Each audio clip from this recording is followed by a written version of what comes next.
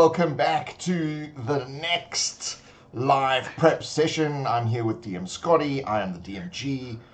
This is Quest Givers. You should all have exclamation marks hanging around you on your lapels, on your chest, on your back. You should have, the back should say, Quest Givers! Yeah! This live prep session is in celebration of our Kickstarter, which has 3 days to go. We still need to get to our funding goal. So, what you need to do is spam your friends to save the day. Get out there, share the link. The link is in the description below. And of course, there is also the top of the chat.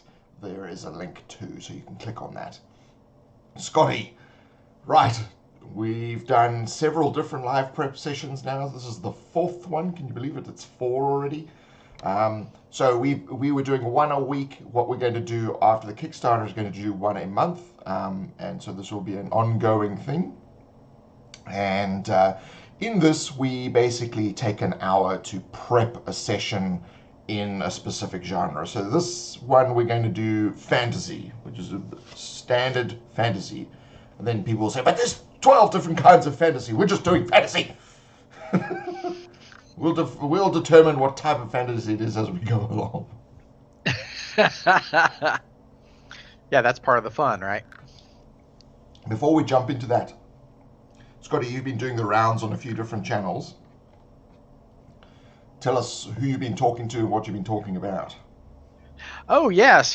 I was on Archy, and we were talking about how to,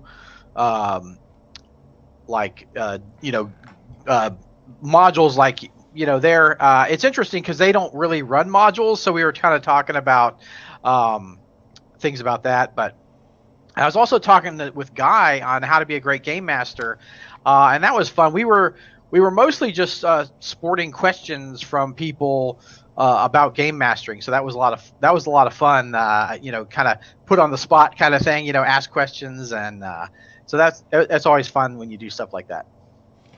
Yeah, it's one of those things when you're doing sort of live stuff where you have no idea what's going to be happening. Guy structures his pretty well. He's like, okay, we've got 2 minutes left. Yeah. And I enjoy watching his ones. But it's been they're always interesting. It's been quite a journey with the Kickstarter. Getting our feelers in there, finding out how things work and the reactions and what should and shouldn't be funding goals and all that kind of stuff. Right. So we've learned a lot from this, and as we stated before, we will have a Kickstarter next year, also starting on September 1st, and that will be for our next campaign, which at the moment is titled Hidden Valley.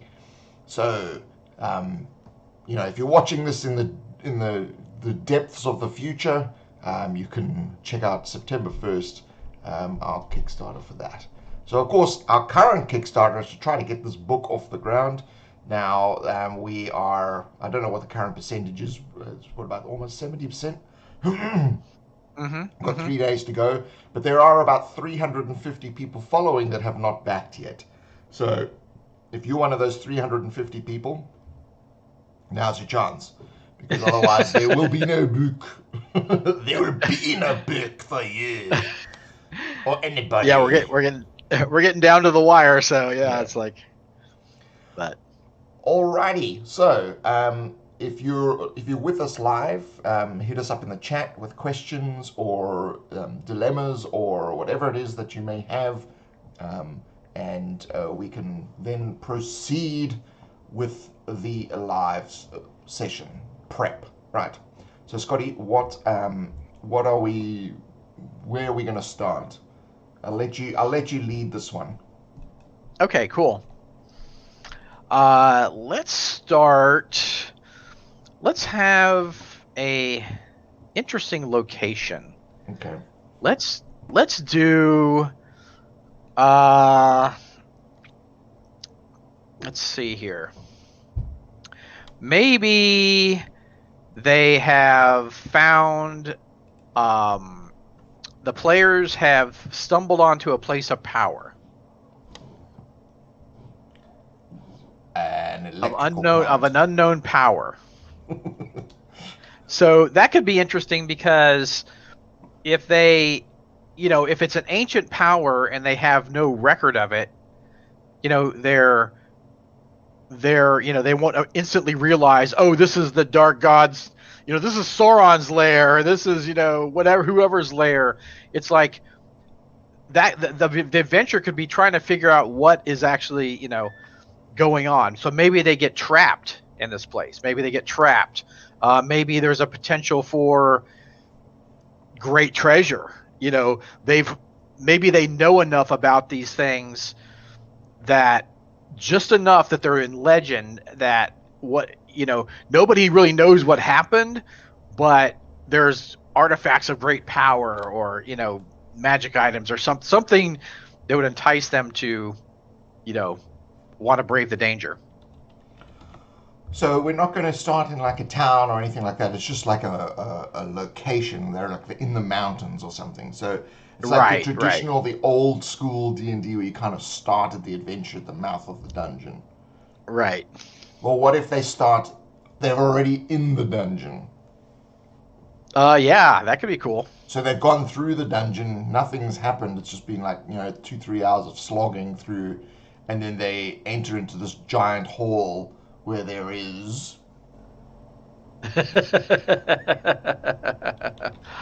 um Maybe the hall is, it could be an interesting thing to do something that you've always talked about where you have the whole adventure in one room. We could definitely do that. Yeah, so how Like, so how would we do make that? that work. Like, yeah, to this point in the adventure they've gone through the location. Like, you could give a quick background of what they've seen or what they've not seen, and then they end up in this vast hall, where either they can't see the ceiling or the walls. Like, they can just see when they come in through the door. Maybe they just see the door, and the walls stretch off it seemingly into infinity. Okay. That they just came through, but So they you're really using darkness as the walls. yes. Okay. So they have to find out, are there walls? They assume there are. You would assume they are, but are there? you know. Yeah. So you've got to the so it's almost like then it's kind of like a wilderness encounter Mm-hmm. in that sense. Because there's no real walls, but even in wilderness encounters you have natural barriers. So if you're going to stick with the concept of it all taking place in one room, um, you'd have to define some more. Um, you'd have to define the barriers and entrance points, so that because what you're doing in this scenario is you're removing exploration of not meta macro exploration, and you're going to micro exploration. So you basically, instead of exploring a whole dungeon, you're exploring this one room. So that there'd have to be things contained within the room. So a large room is great, but there needs to be sort of things in there and the walls of some kind to contain the narrative. Um, Mm-hmm. so although I love the idea of this expanse of darkness and you're kind of trekking through the wilderness of the dungeon, um, it doesn't really focus the players, I don't think. It's great if you were doing a more macro exploration, but if we're going to do one room, I think micro exploration is the key. Um, so if I like the idea of a large hall, but there'd have to be lots of things in here because they'd obviously have to spend time going and checking things, and stuff would be happening within this location. So what do you think Right, of right, that? right. That's interesting. Or you could do that when they go exploring. Say they okay. The logical thing would kind of be, okay, let's follow the wall, right? When they come in through the doorway. Mm. Maybe there's a mechanism where they can't go back out the doorway. But maybe what they're like, okay, the logical thing is follow the wall. It's going to lead somewhere. It's got to go somewhere. So you could have them follow the wall, and then, after 10 minutes of travel or something, they actually come back or they find a door, but maybe it turns out to be the same door that they came in. So it comes back. But if they go out into the blackness, like that keeps happening if they try to keep going different ways or mark the wall or whatever. And maybe if they go out into the blackness, you have encounters like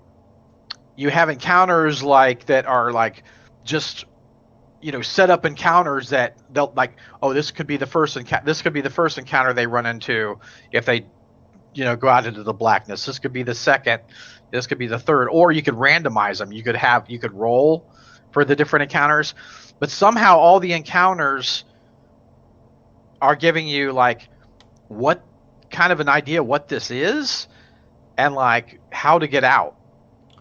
I'll go through something that I did many years ago that pissed off my players no end, but they had a lot of fun. Um, I designed a very, very simple dungeon. It was just a corridor. Okay, I'll just draw it. So this is the corridor. All right, and then there were two other corridors. I got this idea from a tennis ball. When you're so it's significantly large enough that when you're walking along the corridors, so these are the corridors here, you don't perceive the curve, or there's an illusion. So you get this constant illusion that the corridors are straight. So if you're standing here, you see a light ahead of you, which is your own light. So you see, and there's a slight delay. So there's like a magical delay in the time. So you Yeah. perceive this light ahead of you. And so you can walk towards it and it starts to get closer and then it starts moving away.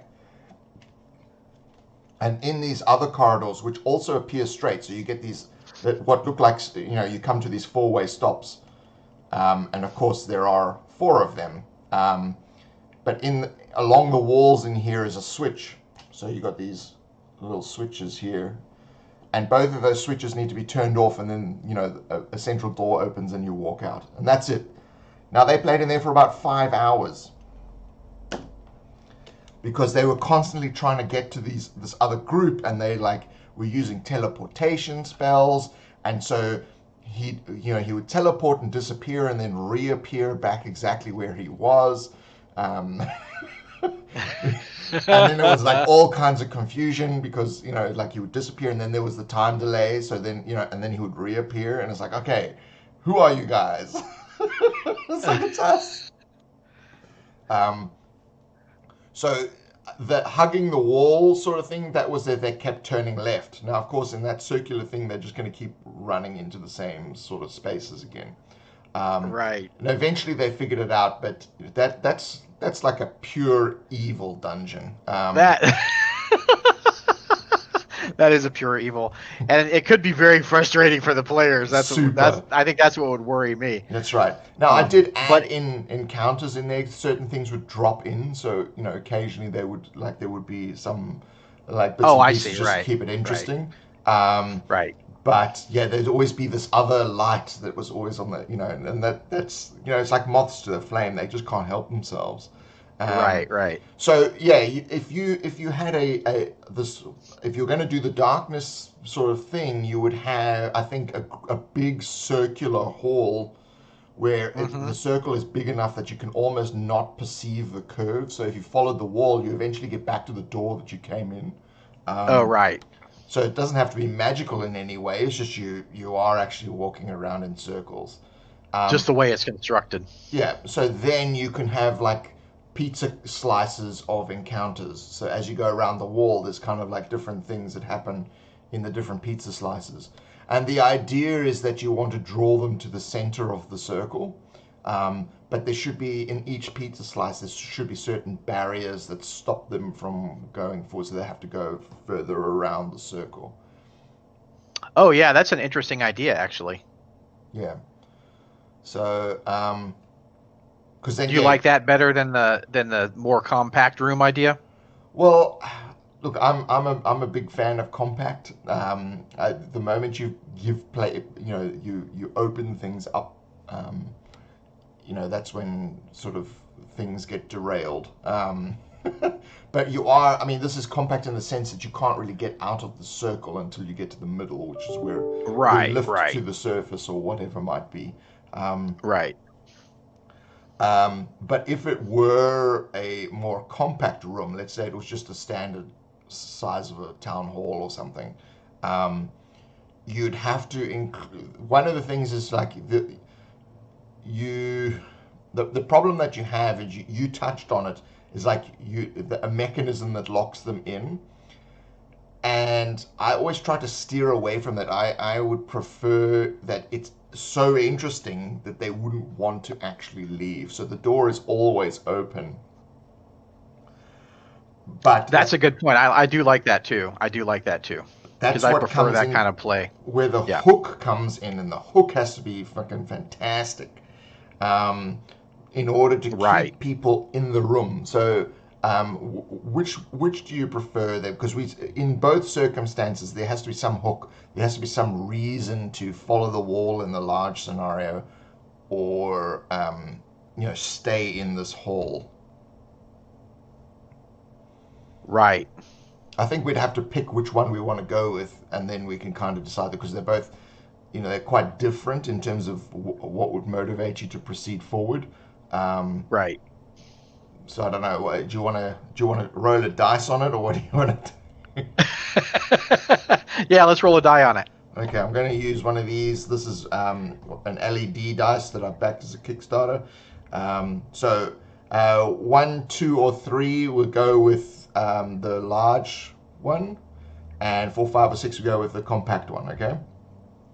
Let me bring this camera down here so I'm not cheating on this super important roll. 3. So we're going with the large one. Ugh. Okay.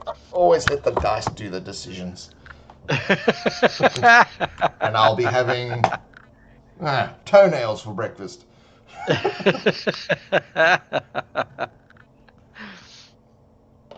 All right. So we're in this large expanse. What would we use as a hook? So we've got the 3 important components of the hook. You've got the moral imperative, you've got duty, and you've got consequence. Right. So I think the big push on this one would be consequence. Not going forward would be more detrimental than going forward. Right. Or it could be interesting where maybe a illusion appears or a spirit or something, and it tells the players that they have discovered the secret of Zulumabul or whatever, and they, if they can solve the riddle of the room, or whatever, they will find a great secret or something, so you could entice them. So you're saying like a voice or a ghost or something like that? Okay. Yeah. What if it was a person who's been trapped in here? So it's like a previous adventurer, and so they walk into this hall and they start following the wall, and they come across this guy who's just near death's door or whatever, and he says, "I've been in here for days. And I just want to get out. Help me get out." Because then you've got your moral imperative, but your consequence, he can say, the reason I'm in here is to find X. Right. and maybe it was like a group that was oh, that's weird. I'm hearing like double me. There's a group that was like a rival of your adventuring group, and he was part of that, and the others got killed, and he's the only survivor. So, first off, do you trust him? Like he has some compelling reason. He has some like compelling. Maybe he gives them something compelling, like something they found out, or hey, let's help each other. But it's like, do we totally 100% trust this guy? You know what I'm saying? Well, in my games, you should never trust anybody. So that's a, Well, that's a yeah. given. My players will tell you, I won't even trust the ground we are walking on. So they were literally rivals. So yeah, you're probably not going to trust this guy. But yeah, he's that could be an interesting, twist. Okay, so then yeah, so you've got this guy who essentially is the Herald. So he's giving out the information, that the background to what's happening in this quest. So he's kind of the mentor character. Well, he can be. So we go through this in our booklet in how to run a successful role-playing game campaign, which is how you structure it. And the Herald is the thing that basically brings the adventure to the attention of the players, the attention of the characters, and it normally would provide a hook as well. But you can sort of what we do in a lot of our modules is the hook is kind of all over the show. It's not just one thing. It's like there's every NPC has an element of the hook. What's happening in the town is an element of the hook. So we spread the hook around. But you can, for the sake of what we're doing here, the hook is basically what this person is going to talk about is going to hit all three of those of the hook essential elements, and that we have in plot hook formula, which is now that's 99 cents on our website, questgivers.com. Now that those three, the moral imperative, duty, and consequence. So the moral imperative is the right thing to do. Duty is it's what your character does as part of the society. So if they're a soldier, it's their duty to protect. If they're police officers, their duty to serve and protect and investigate. A magician, it's their duty to find magic and explore magic, etc. And then there's obviously their role and place in society. So if they're leaders, they should be doing leady things. If they're administrators, they need to be, that's part of their duty.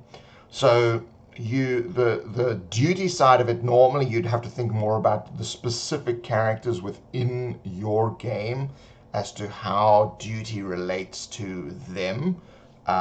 So you'd manipulate the dialogue of the NPCs and everything to suit the players and the player characters that you have in your group. But the moral imperative is the right thing to do. So even if you have people who are evil characters would still recognize what the right thing to do is, but they are more influenced by the consequence, which is the third one.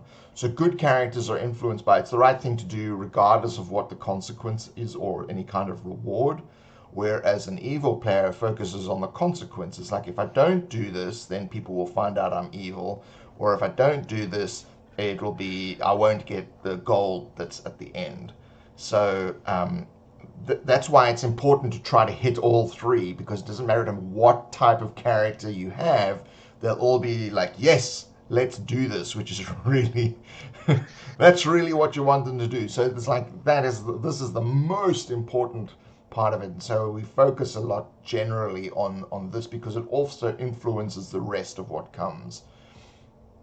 So we've got this guy, he's dying. He's part of a resistance group who have been against us from the very beginning, a rival gang, a rival bunch of murder hobos. And the rest of his douchebag gang have all died, and here he is. We have come across Harry the Hustler. Yeah, what is Harry the Hustler going to tell us? And maybe as the players are like, we're gonna punish you, haha, use at our mercy. He's like, wait, don't you want to know about the MacGuffin? The thing. If you don't know what a MacGuffin is, it's the thing that drives the plot. It's the thing that drives the story. It's the goal that the characters are after. But like Gareth said, you want to give everybody, you know your groups, so you want to hit those points that give them the hook, right? If you have a character who's good and doesn't want to take advantage of somebody, especially that's wounded or injured, play on that. Play on that. The wounded puppy. I bit you. In the past, I'm a bad dog, but I'm wounded now. I'm a wounded puppy now, and you can help me. Or oh, the greed. Play on the greed. Oh, what is this fabulous treasure that you? Oh, so don't speak. If we get rid of them, we're not going to know what this fabulous treasure is. And the duty thing, it could be, well, maybe we're going to turn this guy in. Maybe we're going to take him in and turn him in.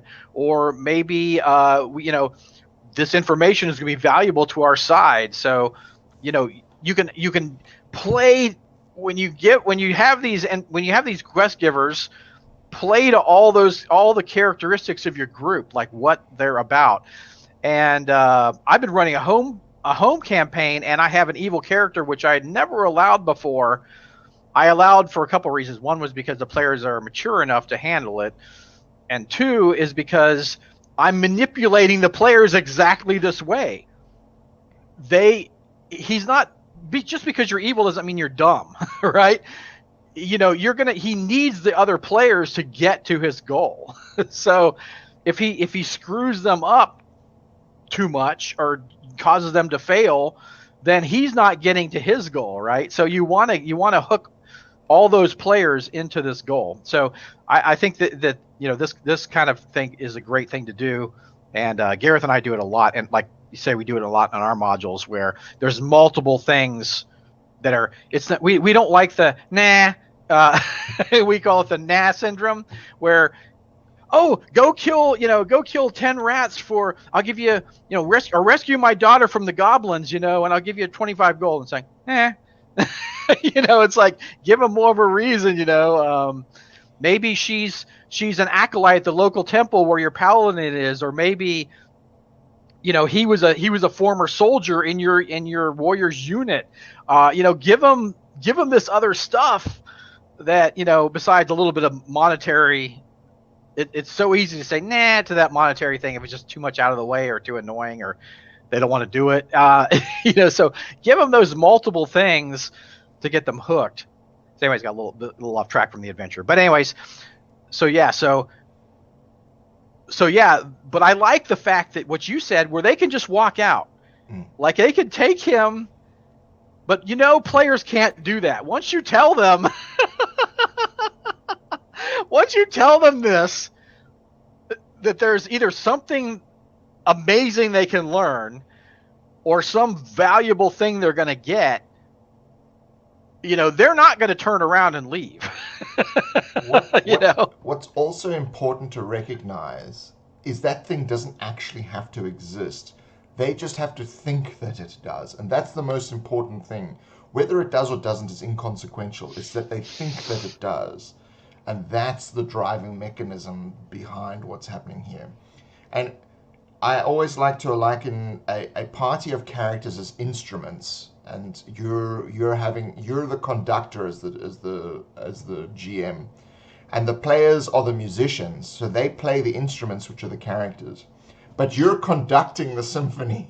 A little more of the violin, a little more of the bongo drums, a little more of the, and you're basically making it all happen by setting things in motion, giving them pieces of the world that allow them to react with their characters in a way that is fun for them, fun for you, and collectively fun for everybody. And of course, tells an enticing and engaging story. Because if it doesn't tell an enticing and engaging story, the chance of them wanting to continue drops dramatically. The chance of them wanting to return to playing your game drops dramatically. So this is why we always are story focused first rather than mechanics and all that sort of thing. We tend not to talk about mechanics very often on our channel for this very reason, is because the story is the thing that keeps the people coming back, not the mechanics. No one comes to D&D to go, oh, I just love that +1. Oh man, give me some of that +1. I mean, you literally can play an RPG by flipping a coin and saying heads you succeed and tails you fail. I mean, and it's all flavor and story that would make that fun, and the people would want to come back. You know, you don't have to have 50 rule books, you know, and 300 spells to make people come back. It's like you want that. It's a story. You can have the 50 rule books and have a boring story and nothing interesting, and they're not gonna want to come back. So, well, you've lifted up the carpet there and had a sneak peek underneath, because what you tacked on there is you could flip a coin. When you actually think about it, in role-playing games, you roll dice, you have a binary result. It either happens or it doesn't happen. Now, immediately people say, oh, well, there's degrees of success. Success is, yes, it happens. It doesn't matter how it happens or what happens, it happens, right?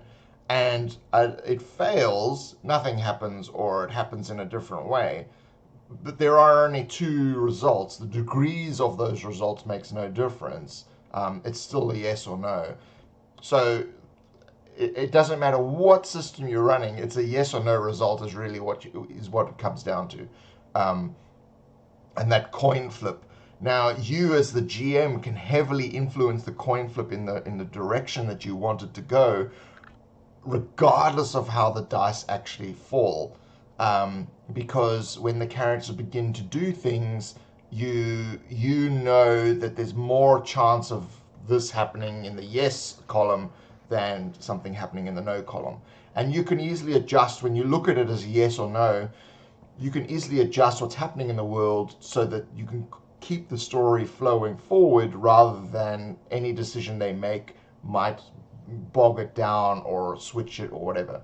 Now again, people think, well, no, this is railroading because you're just leading them by their nose, and if you're a GM and you open your mouth, you're railroading. If you just basically sat there and didn't speak, then that's pure non-railroading. And then what happens? Nothing, because the players aren't going to do anything.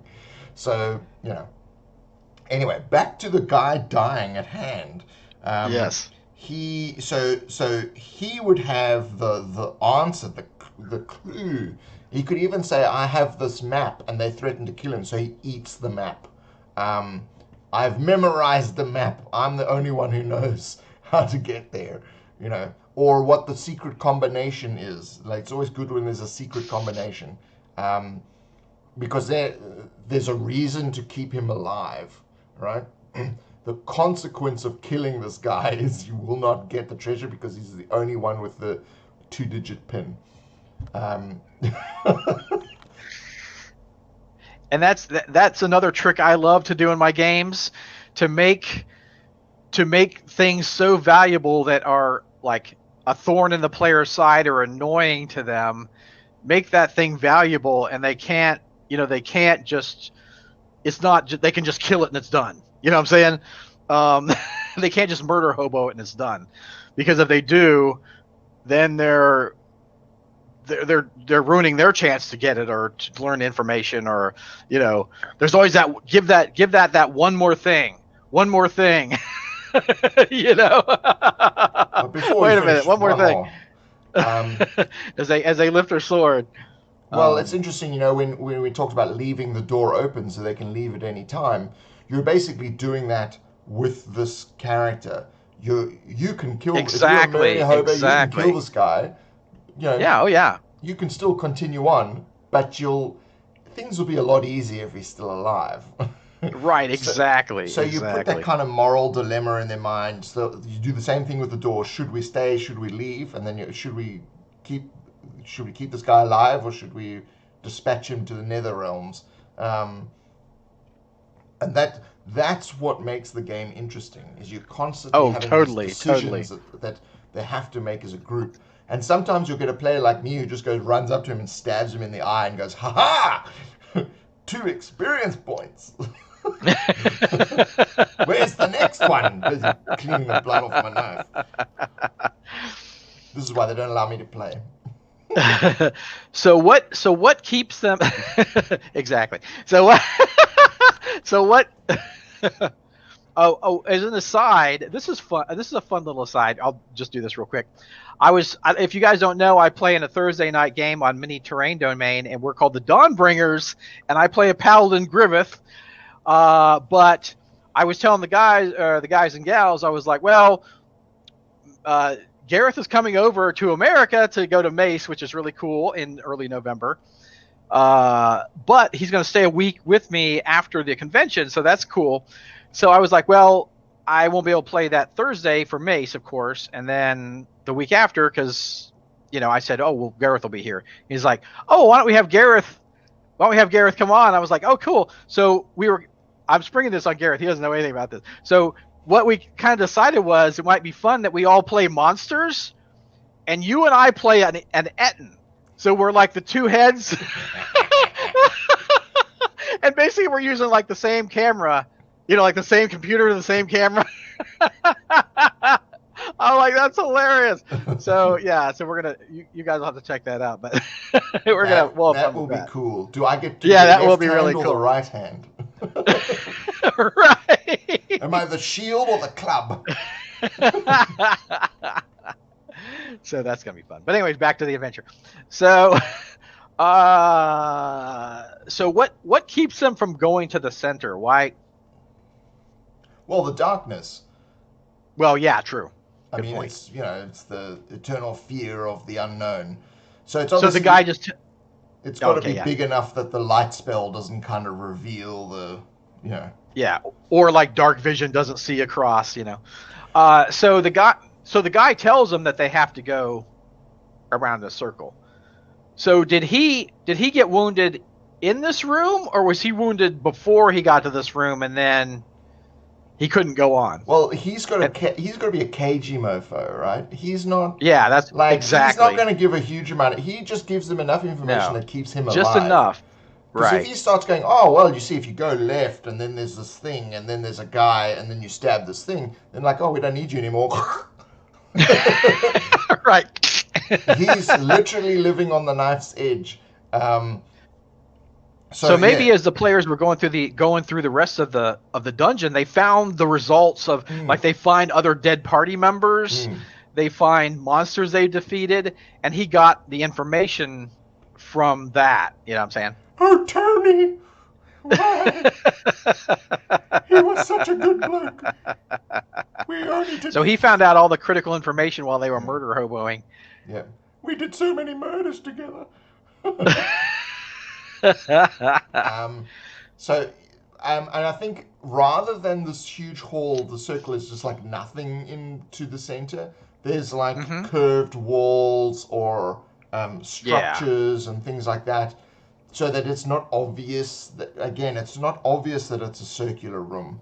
It's just there's just things on the left-hand side is always a wall, and on the right-hand side is all these structures and things. Like there might be stairwells that go up to on top of another structure, and you can go up there and you don't realize that it's a dome, Right. Well, I mean, they could figure out that it's a dome, but you just don't go, you walk into a dome. Right, yeah, exactly. Yeah. Don't ever do that. No. Well, unless it's obviously, a small room with a dome, You walk into a dome with an exit in the middle. Oh, there's 5 hours that made it a lot easier. We don't need this guy. So he's found out that you have to follow the wall left or right. He doesn't know which way is the right way. But he knows this. He knows that information. He knows that the secret is to follow the wall. Yeah. Yeah, or that's at least what he tells them. Yeah, that's what he tells them, because he knows Yeah. he's got to get to a certain point on the wall, because he knows, like, in the directions and things he's found, you get to a certain point of the wall and then you head towards the middle, because he knows it's a circle, Right. Right. but he doesn't divulge this information. Right. And if they've killed him, doesn't matter. They would then have to explore and find this certain point, which would obviously Right. take them a hell of a lot longer. So that's the point, I think, where you. Firstly, you've got you meet this guy. They have the choice as to whether they're going to continue or not. They've made the choice to continue and keep this guy alive. So he is also acting as the mentor. So we haven't introduced any other. So here's a great example of how you can reuse the same character for different narrative aspects of the story, the narrative thread. Is we're using the same character not only as the Herald, but also as the mentor. And he'll probably also be the villain in the end as well. So one character becomes multiple different narrative components. So he is the mentor in that he's giving them information that's going to be useful for them later on. So he's, I know the instructions on how to open the great chest of Bahamut, or whatever, whatever this is for. He's, you got to keep me alive because I'm the only one who can help you. And he's basically will constantly be reiterating this fact because he just doesn't want them to kill him. But he could be irritating enough that when it comes to the major event where he reveals that he's been lying and they kick his ass, it's because he's been so irritating the whole way through. Right. Which would be interesting is he may actually want to sacrifice himself at the end point, because that will then turn him into an immortal being, or oh yeah. So like he's doing it for a very specific reason, which makes it so much more interesting, because now you're going to have this really irritating twit that you have to keep alive, and you don't realize that you're the ones who are going to cause the problem in the end. And he could even say, I thought I was going to die before I reached, this final, stage of the immortality. And now you fools of petty fool murder hobo have given me the power, If only you had killed me as you wished. Right, exactly. That doesn't piss the players off more than that, I feel like. Or want to kill him. Now you can tell that I'm pure evil. So really, so once you've got him as the mentor, we have to introduce the clock. So the clock is, you can have a very definite. He has to sacrifice himself in order to become immortal or whatever by a certain time. So he's going to lie and say, this thing only appears once every 1,000 years, so we must find it within X hours. And here's a great thing as we used in Messenger in the Woods, where you could have an actual dice that you start. Let's say you use a D6, so you start on. Let's get the LEDs going here. You start on 6, and then while the players are messing around and doing their things, occasionally you just drop it down one, so you drop it to 5, and you say, well, an hour has passed, and you're like, oh crap, we're running out of time. And that you can vocalize that through the NPC, and so he's starting to get worried. It's like, this only happens every 1,000 years. You guys are dragging your feet. I know you rescued me, and I'm the only one with a code, but time is time. Think of the gold. And that's a great way to affect the pace too. If you don't want it to just be too, the players, just waste so much time, trying to figure everything out. It's like they gotta, it's go time. They only have so much time, so they gotta move forward. They gotta keep moving forward. And that can help with those kind of things that are just like, head scratchers. And it also things like if you bring in encounters like another NPC or a monster or whatever, um, the player's like, well, if we stay and fight this monster, we're wasting time. So it's more sort of try to subdue or get past the monster to continue on. So it becomes less about kill the monster and more about, and again, it depends on the mechanics of the game and how the game rewards characters and how you reward characters. If the character's rewarded by killing monsters, they get experience and gold and whatever. They're going to kill the monsters. But if you are a GM who hands out experience at the end based on what they did rather than what they killed, they're more likely to bypass the monsters. And if you detach the treasure from the monsters, they're more likely to explore. So, you've got the WotC's 3 pillars, which I think there are actually 7 pillars.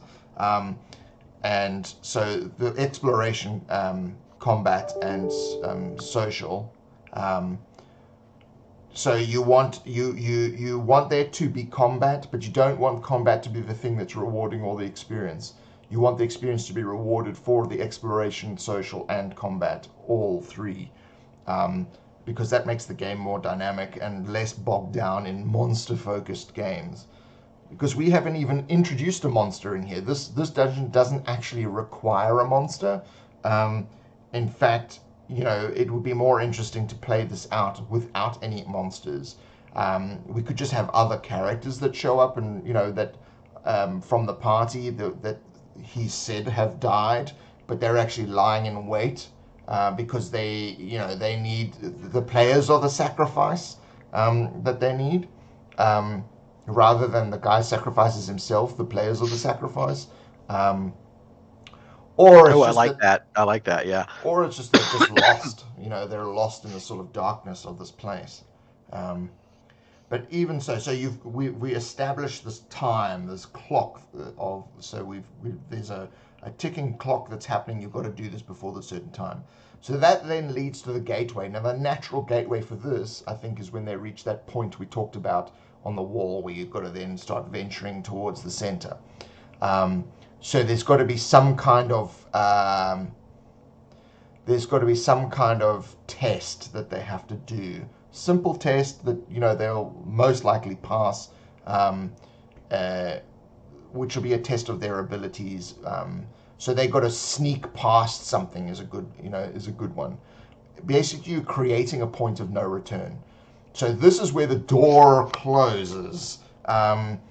Even though the door is open and we're not closing the door, this is a metaphorical. The door closes because at this point it's like you're fully committed now. You can't really go back. And tiptoeing past the sleeping guard or past the slumbering dragon or the guard dog or whatever is the sort of traditional sort of gateway, or going through the gates, the great gates of the city or whatever. Now you're in the city, getting out is, like you're committed now. You're not going to get out. So what do you think would be a good mechanism for this? Oh, for the point of no return? Yeah.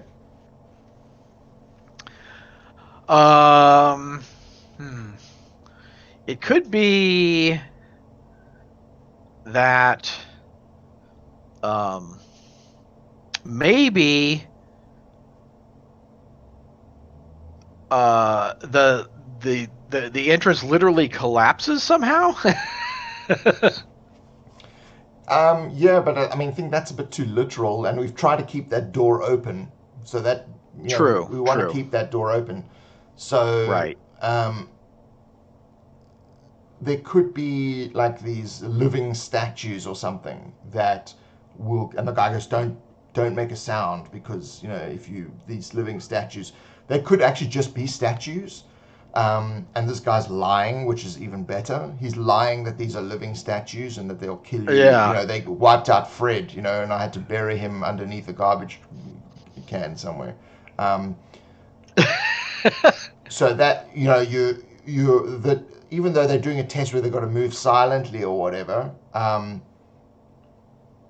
they don't know that the difficulty is 0. Right. You just roll to see if you succeed, and then you go, well, you succeed. Right. Yeah, they'll always succeed essentially, right? Yeah. But it's about the creepy factor and like, that kind of thing. They could actually the statues, or it could be a thing where no, I think I like the statues, but I was say it could be a thing where if you go backwards, the the immortality thing actually works in reverse and like starts draining your life force or whatever. But I think I like the statues. I think I like Yeah, the it keeps with the theme of this guy being a lying son of a bitch, Yeah, right? yeah, yeah, He's yeah, all careful. yeah, He's just yeah. he's just lying and manipulating his way to get them to. He's basically just using them as a torch. Right, right. I didn't have a torch, so I needed these guys. Um, so they pass. Let's say it's like an archway of statues that have like crossed swords or something. So you walk along the wall, and to the right is this sort of archway created into the darkness. So you kind of like tiptoe through. I think that was from Neverending Story.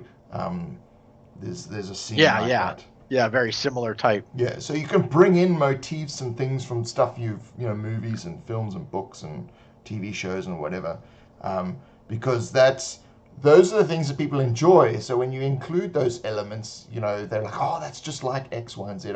When I watched that movie, I always wanted to do X, Y, Z. So that's why those things are very useful, like the rolling ball from the Rolling Stone from Raiders. Well, you talked about the MacGuffin earlier. So a very good example of the MacGuffin is the film Ronin, where it's all these spies and ex-spies that are trying to find this case that this person has, right? And it's got lots of car chases and running around. But you never know what's in the case. They talk about the case and what's in the case, but they never actually say what it is that's in the case, only how it's going to affect things, and so you as the audience never know what's in the case. And Tarantino did this in Pulp Fiction, where they find the case and he opens it up and there's like a golden glow, but you have no idea what's in the case. But it doesn't matter what's in the case because that's not what the story is about. And the same thing here. It's like you can build in this MacGuffin of the thing they have to find, this power, the ultimate power, and you don't actually need to go into great detail, but it's got to be enticing and juicy enough that people go, well, this power, this power, I think we should follow it. So yeah. So now after once you've gone through the gateway, you then go into the second act, really, which is where traditionally the action starts to happen. So this is where there'll be a lot of tests. People will be falling down things, or they'd have to climb stuff. They'll have to go through certain locked doors or whatever, as this guy leads them through this semi-maze of stuff that's under this dome. Now, of course, if they think three-dimensionally, they can go up and over walls and things like that. So all these structures, you can go onto the roofs of these structures.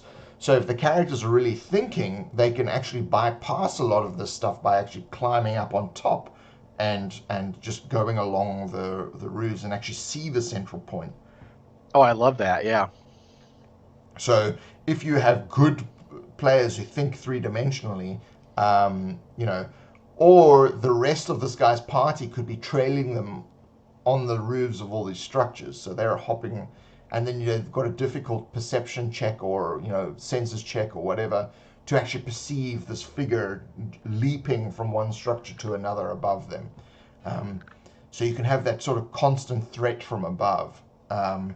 Which Oh yeah. and Yeah. and he can lie and say it's like oh no, it's the beasts that protect. We mustn't tarry. We must move on because those beasts are going to come and kill us. Meanwhile, it's his buddies that are just following them.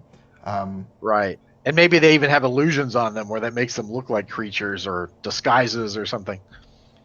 Yeah. I mean, you can do whatever your game system.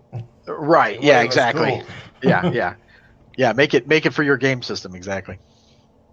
So part of the second act is also the preparation for the major event. So the preparation here is gathering information. So a lot of this will be the NPC is just divulging information as you go. So again, we don't really have any monsters in this. This is just you found a guy in a large chamber who's leading you along, and he's both lying to you with an ulterior motive and also wants to dispatch you. So this is both an exploration and a social game. So because you're going to be a lot of interaction, and what's great as the GM, you don't have to think about multiple characters because it's just one guy. So you can really so true. Right, you can really concentrate on making him, be just helpful enough. And also, you can build in threat into his character. So, like give him the scar across the face, the like hardcore weapon, like just so they go, he might actually be a kick-ass fighter, but we don't know. We don't know. He may be level 1. We just don't know. Right. Or his reputation has preceded him. You've met this character before in other adventures. And so, he's the natural guy to have in here if you've got a campaign world that you're using. Right. So the preparation is you learning information, and of course, the final piece of the puzzle is you discover that he's lying as you reach this point that you're supposed to get to. It's like that's the perfect point to drop the. He slips. There's something that he says that slips, and you discover that he's been lying the whole time. And that's what is the major event, because now you're going to have it out with this guy, whether it's a verbal thing or actual combat, fight to the death, or you just want to subdue him and remove his sword so you can take him to the local town sheriff. That I think it's better if you have it that they still need to keep him alive for some reason because he's this wanted guy. And so, the reward then is not the reward he was promising you, but the reward of the 100 gold that you're going to get for his capture. Oh, right. So the reward shifts in that sense, which brings us to the next thing, which is reward.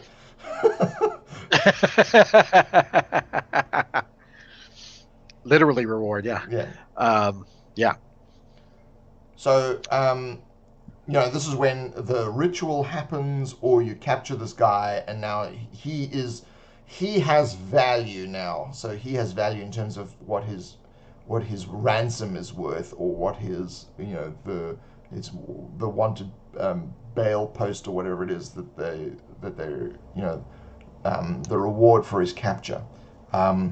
So the character now has value, whereas before his value was determined by the future wealth they'll get from the thing they find. It's now they know that it's worth 100 gold if we just take him in. Which in the beginning they may have known, but he talked them out of it and said, no, well, you can get 10,000 gold if you follow what I'm going to, Right. So maybe he talks him into the ritual, whatever, that's supposed to, the immortality ritual or the power ritual or whatever, and then the party realizes they betray him. He's going to betray him, or he's betraying him, or you have the fight, or whatever, the subdual, and then maybe while that's happening and they think they've resolved it, one of his cronies or teammates leaps into the pit. Runs up and leaps into the pit while they're distracted with him, and leaps in and gains the power, or activates the thing or whatever. And he's like, no. Yeah, and it turns out not to be what they thought. It's some horrible thing they've released or whatever. And so then he could actually help the party because he wants to. He's like, give me my weapon. I'll help you fight. He could be like. And I guess whether he runs off or fights with them, I would tend to have him fight. But whether he runs off or fights with them, that's your choice. Well, he holds this. So the guy jumps into whatever, the fire or the pool or the portal or whatever, and it turns him into like an immortal shambling mound or something. such a horrible yeah. existence. Yeah. And so he's like, oh my gosh, so he's going to try and fight this thing off. And his character switches from being a villain to actually being, he's like, it completely changes the dynamic of who he is. Because this thing that he wanted, he can't get anymore. So he switches back to being, this like... And he was betrayed That's by right. one of his own party. That's right.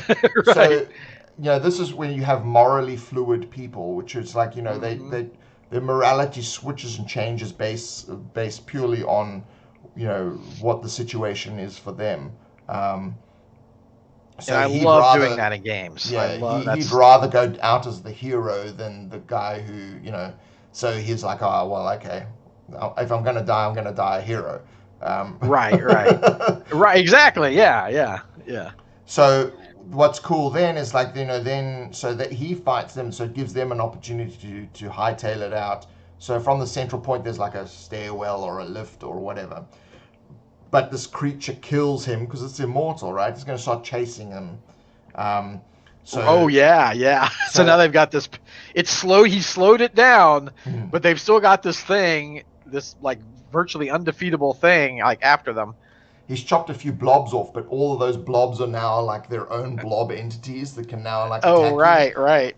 So every time you attack it, it just gets worse. Right. So this is you're going into the third act here where you have exit, so you've got to get the hell out of here. So as we've always said, this traditionally is where you would have a chase scene. So you can have really this thing literally chasing them out of the dome in whichever way. Which the great thing would be the open door that we've left. Oh yeah. They actually head for that's the reason they actually head for the open door, right? Yeah. They know it's the only way out is the way they came in.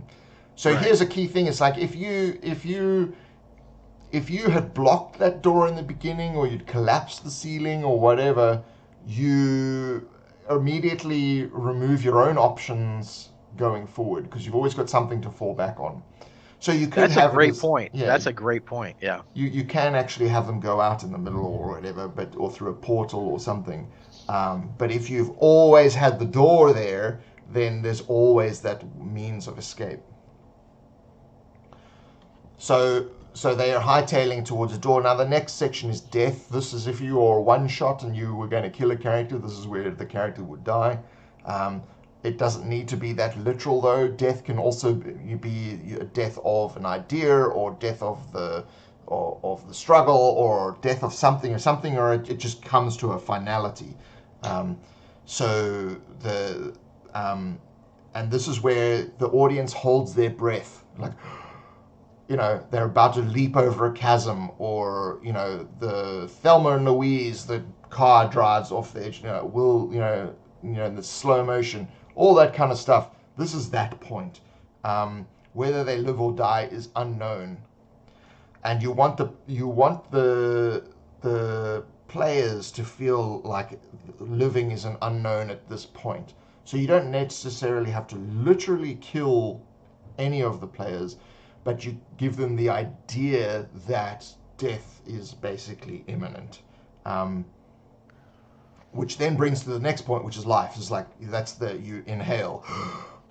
Thank goodness we didn't die when we're jumping over that chasm. And that's, they get to the door and they collapse the dome, or, they do whatever. And that saves the world from this horrible creature that just got created. And then there's celebration, which is, phew, we survived. Right. What could be fun is that I like to do things where there's not necessarily one resolution. Well, I mean, that's part of a role-playing game, but go with what the players come up with, right? If they're just not super creative, let them if they haul ass and make their checks or whatever, let them get away, right?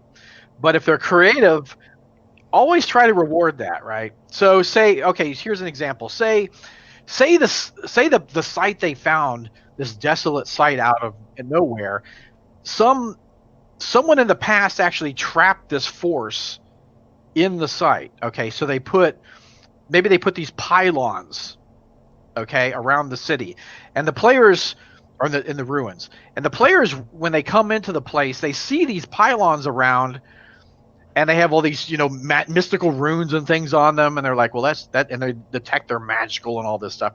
So these things actually contain the evil, right? So it could simply be that the players get past the pylons, and they're safe, right? The thing is contained; it can't get out. Or you could have it like, you could give them maybe some clues that, like, if they could push the pylon over or free it from its mooring or whatever, that the pylon will actually shoot like a projectile, into the center of the thing and like explode it, or some dramatic, crazy, awesome, mystical explosion or something, something cool. You could give several clues through the adventure to that too. And like I say, they may never suss that out. They may never figure that out.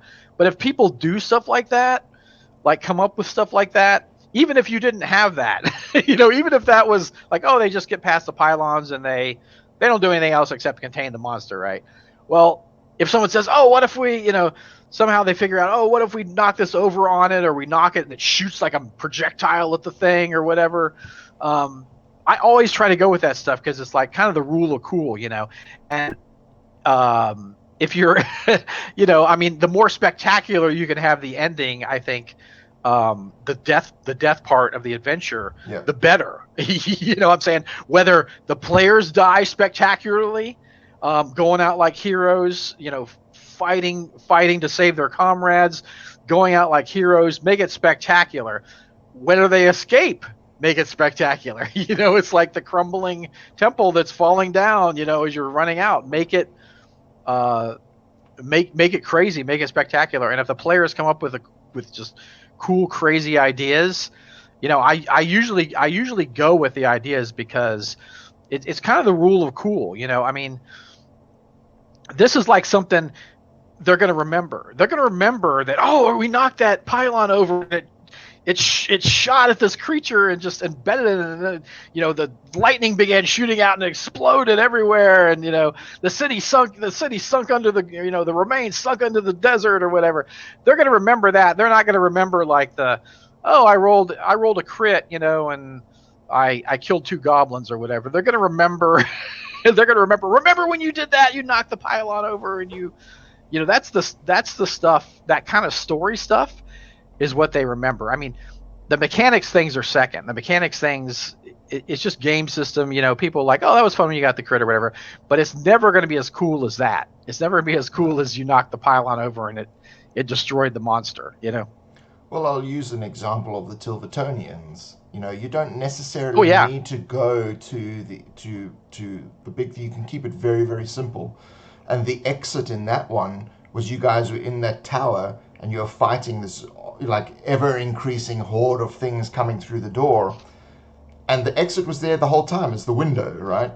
And eventually your character goes, well, I think we should jump out the window. And of course, Hanker and Fernell from Runehammer's like, we'll jump out the window. We're heroes. We don't jump out windows. And it's like, we don't really have a choice, So, right. So there was a resistance. So, even though I said, that's the point where you have a chase scene, it's really a pressure that builds up. All right, you're building up a pressure for a release, and then you jumped out the window, and the very next thing was death, which is you rose up out of the water and realized the time had changed, but on the water with these 2 eyes, and then you saw a whole bunch of them around. Now, from previously in the game, when an NPC was killed by a crocodile, you immediately knew what this was and what the danger it is that you were in, being in this water.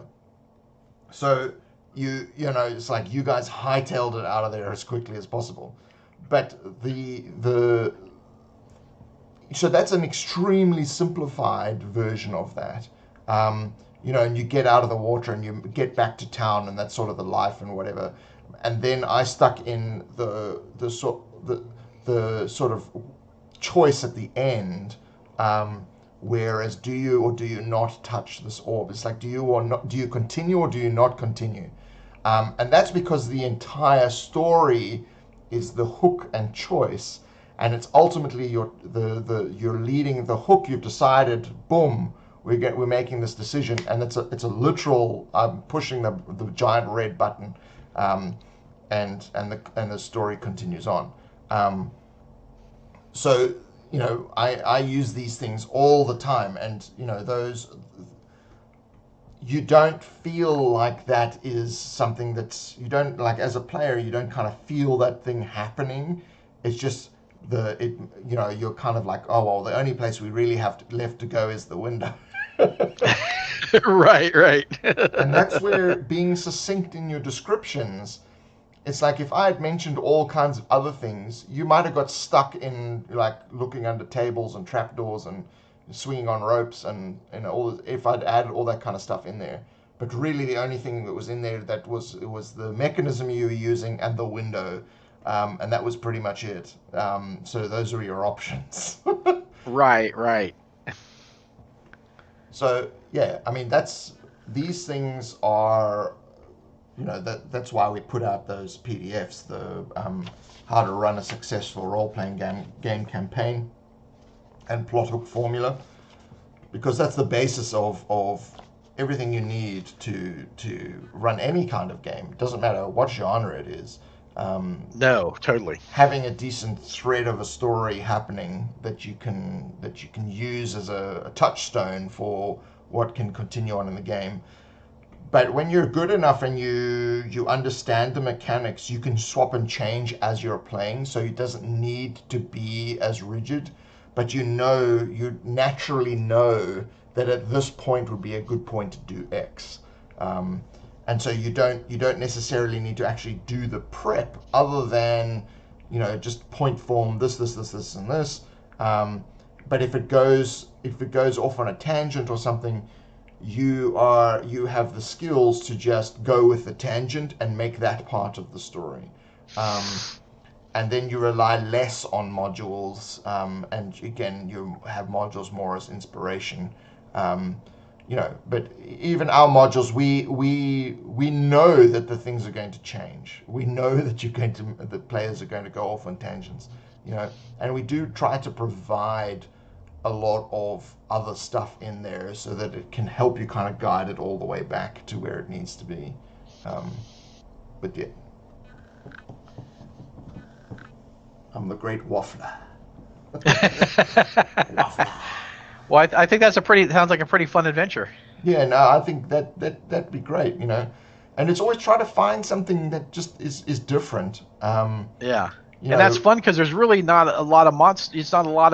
It's not like, oh, we had to use 15 different monsters in this to make it an adventure. Well, it's not that makes it interesting. You have the NPC, and if you're using his cohorts, you just have generic stats for the cohorts. And right. Then, if you did want to use like the shambling mound or whatever, you already got an existing monster. You can have a gelatinous cube. It becomes a gelatinous cube. Any one of those things is scary enough. Or you just, I had one that I did on 70 System Channel called the Amorphous Blob, which is basically you cannot kill it, but if you cut it, it becomes 2 amorphous blobs. And it just, like it doesn't right. stop, and this thing is completely immortal. And it's like the chewing gum under the park bench, it just like begins to multiply. And that, just going forward and making sure that the story keeps pushing forward. Getting bogged down is the biggest problem. And a lot of times combat is the thing that gets things bogged down. So your combat's, it's like you have 15 town guards. Do you really need 15? Maybe 2 is okay, Like they want to call the other 13 that are around the corner, so you've got to try and kill them silently. That makes that encounter more exciting, because you've added this external threat. But if you've got all 15 there, then it's just a time waster. And you want to kind of eliminate that time wasting from your game. Yeah. Yeah, that's a huge thing that will improve your games. I mean, just eliminate Just eliminated the time wasters. And this module, if this were a module, you could easily run this in 3 hours. You know, and Oh, then totally. you can. It's one of those things you can kind of just add it into any dungeon, which is also good because you've got like a little, you're playing and you're going, oh, I don't know what to do next. Oh, that quest giver's one, boom. You can run it immediately. And it just slots in wherever, because it doesn't. We didn't talk about levels, we didn't talk about mechanics other than the time dice, so it will work in anything. And you could even do it in Star Wars or Numenera or Starfinder or any one of those that are not fantasy. Well, Numenera is fantasy, but yeah, it's kind of science fantasy. Yeah. But you could do the same thing. You're just changing the technology, so it's not magic; it's technology. You've got to find the Kyber crystal. Alrighty. So if you're in the chat, just let us know if there's anybody there who has any questions for us. So we are running these live streams because of our Kickstarter, which has 3 days left. And we are about 70% of the way to our funding goal, and we have about 350 people that are following, so it's time to pull the trigger. The time is now. Pew pew pew pew pew. Wow, wow, wow, wow. So what I thought we would do, I would just go, I'm going to play the Kickstarter video now. And so you can learn a little bit more about it.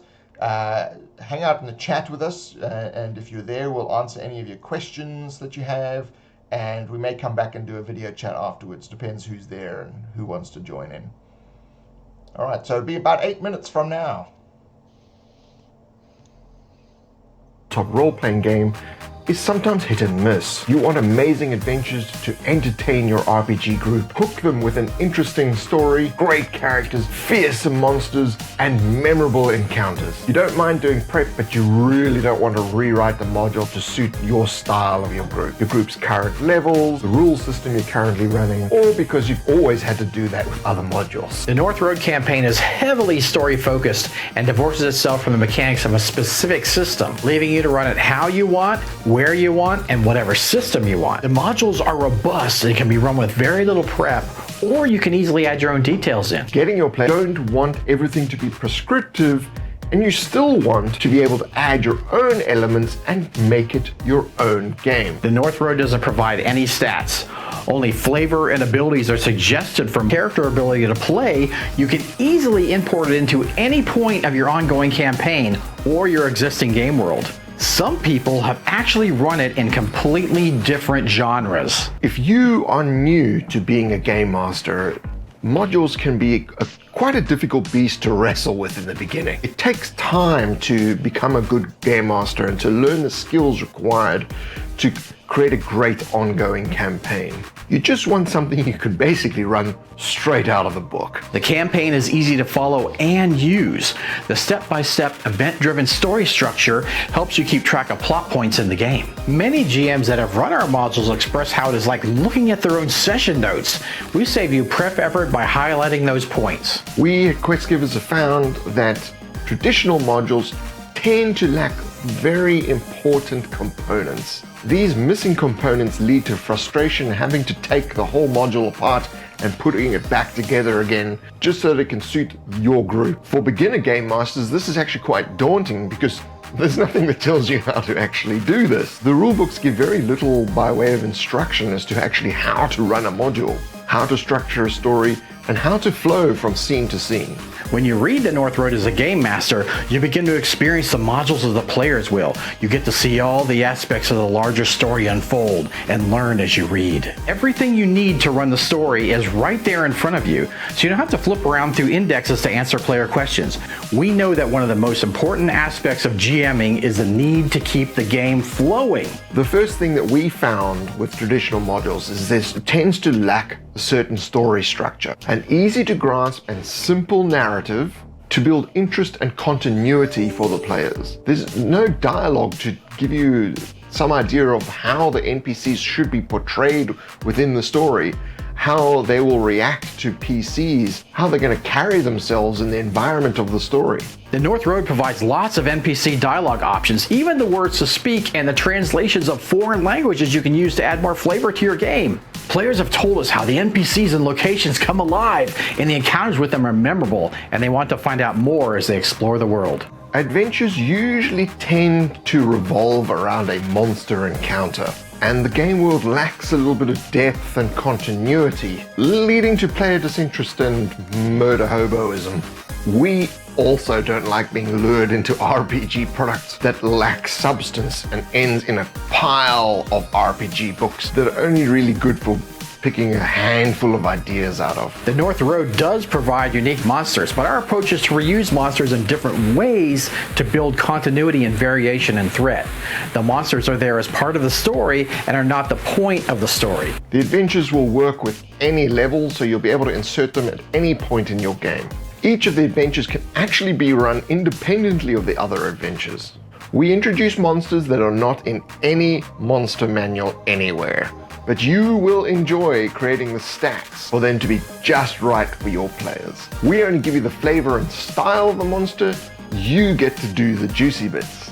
The culture of the game world, while different from most, will not be completely alien to most homebrew worlds or settings of major game systems. Interesting political structures, strange cultural differences, and a different approach to society that will give the players a sense that they are truly in a foreign land. Characters and monsters in the campaign are loosely described, so you get to add your own details in to make it more of your own style. You can change the level of severity as you see fit, but maintain the flavor and character of the monster and their role in the story. The story provides detailed responses to character questions and also random utterances and rumors that the local populace spread to help the players understand what's happening in the story. The narrative is event-driven, so you can easily allow the players to find their own path and then use the next event to propel the story forward. Learn a little of the history of the place in books that detail more about the realm the adventurers find themselves in. Each of the 12 modules is designed to be a different role-playing experience. This helps to motivate the players to play through to the end. The shifts in pace and style means that you can actually run the modules independently of one another.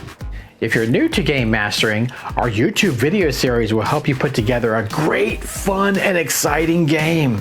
If you are a veteran, you will learn some of our philosophies of role-playing and what to expect from our approach to module design. Why do we need your hard-earned money? Most of the modules are already available on our website questgivers.com as PDFs. However, printing a physical book is expensive. For us, Kickstarter is a way to find out if people actually want a physical book and raise the money to actually put it into their hands. What is the risk? All right. Thank you very much for everyone who has actually joined us today. We normally have a Q&A video session afterwards, but a lot of the regulars have not shown up. So I think we'll just end it there. Thank you very much for everyone who has supported our Kickstarter so far. It will hopefully get to its funding goal in the next 3 days. So spam it to your friends, spam it to your co-workers, spam it to spammers. You do whatever you spam, egg and spam. And we will see you in the next live prep video, which will be sometime next month. We will do one of these a month now, rather than one every week. And we'll be returning to our normal video routine.